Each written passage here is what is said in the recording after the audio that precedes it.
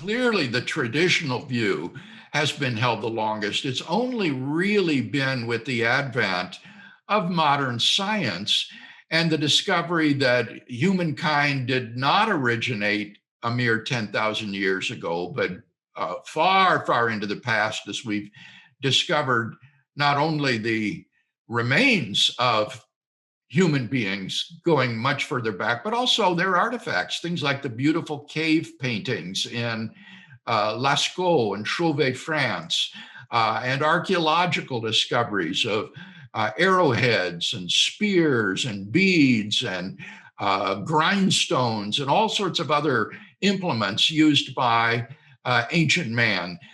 It's challenged this traditional view of Adam and Eve. Also, the discovery of population genetics, that the genetic diversification among human beings today is too great to have arisen from a single couple just a few thousand years ago. In order for the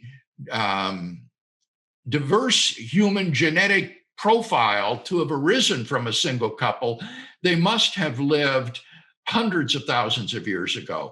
So it's been in virtue of these modern archaeological and paleontological and historical and genetic discoveries that the traditional view has now been severely challenged.